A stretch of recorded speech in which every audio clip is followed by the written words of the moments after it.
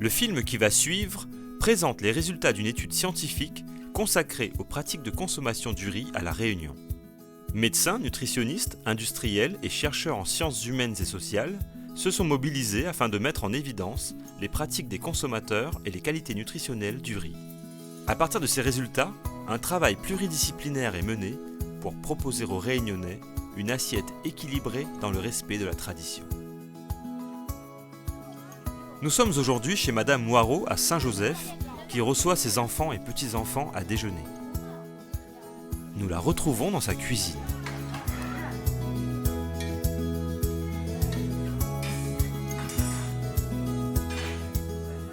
Madame Moirot consomme généralement du riz basmati qu'elle achète en grande surface, tout comme une majorité de consommateurs réunionnais. Nous sommes d'ailleurs allés à votre rencontre dans votre supermarché, vous interroger sur vos habitudes de consommation. Moi, je prends toujours du basmati, du riz parfumé. Du riz de luxe. Le riz demi-luxe. Du basmati plutôt parce que c'est plus léger et plus digeste.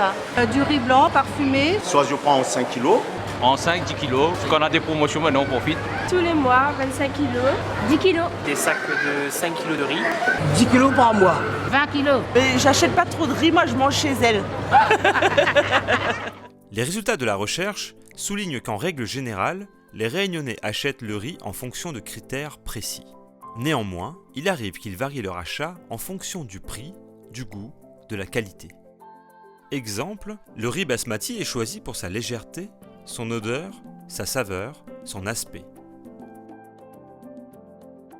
Madame Moirot stocke le riz qu'elle achète dans un bac en plastique hermétique.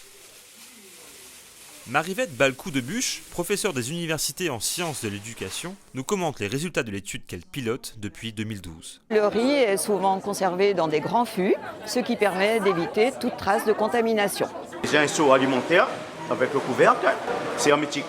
Dans des boîtes hermétiques en plastique. Des bidons de 5 kilos. Mais une boîte à riz. Tout dans un bidon comme les anciens là. Avec le truc rouge là.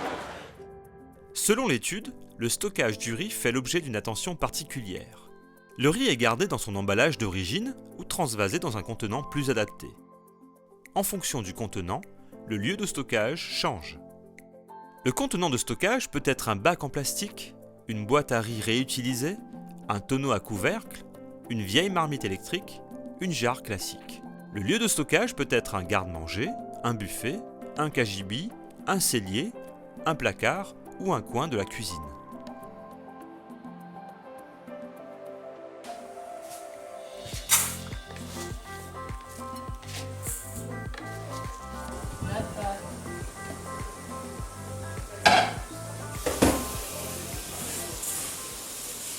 Le lavage du riz est une pratique traditionnellement très répandue pour éliminer le son, les poussières ou tout autre parasite présent dans le riz. À La Réunion, nos investigations montrent que le lavage se réalise jusqu'à ce que l'eau blanchisse, autrement dit, jusqu'à ce qu'elle soit bien claire. Il est bon. Je lave 3 fois, c'est question de l'amidon. À partir de 4 pintes, je le lave 3 fois et en deçà 2 fois. 4 à 5 fois quand même. 3-4 fois, bien lavé, bien frotté, oui. On lave beaucoup. 2 à 3 fois, on jette l'eau. 3-4 fois. Tant que l'eau n'est pas claire, je le lave. La fréquence de lavage pour atteindre la transparence de l'eau varie en fonction des individus. Elle oscille entre 3 et 7 lavages et très rares sont les personnes qui ne lavent pas du tout le riz. Je le mesure au doigt. Tu mets comme ça à ton doigt. Sur ce cas-là. Avec mon doigt, 2 fals rouges, au-dessus du riz. Au pif, j'ai l'habitude. La main. Et toujours bien cuit. Si m'y met 2 petites pintes de riz, bah m'y met 2 petites pintes d'eau. Pour 4 timbales de riz, je vais mettre 5 timbales d'eau en fait. Je rajoute toujours un verre d'eau en plus. Pour une pinte de riz de 400 grammes, je le mets comme ça d'eau. Mais moi je mesure pas comme lui, moi. J'ai une petite mesure. Si je mets 3 mesures de riz, je mets 3 mesures d'eau.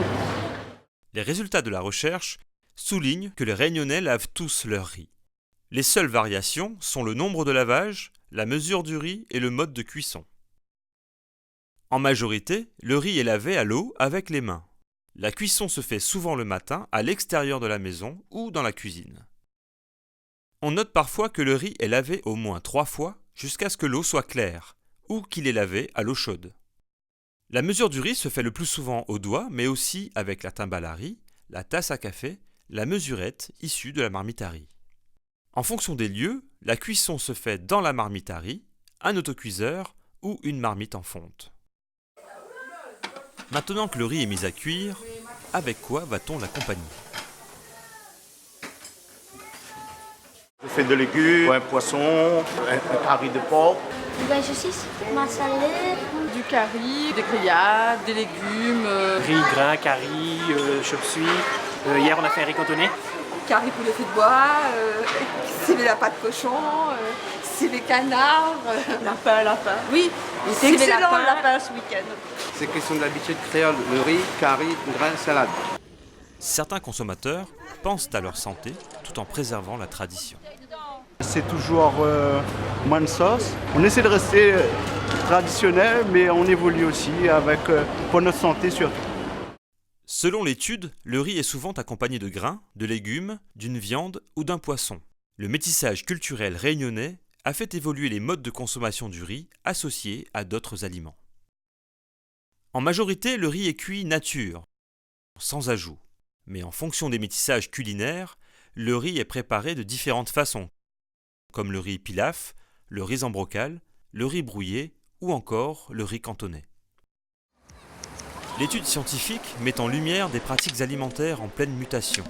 Le riz occupe une place très importante dans l'alimentation réunionnaise, avec des pratiques d'approvisionnement, de stockage, de préparation et de consommation qui obéissent à des règles. Ces résultats montrent qu'il est nécessaire de prendre en compte la diversité des pratiques sociales et culturelles de la population dans les prochaines actions éducatives en matière de santé et de nutrition.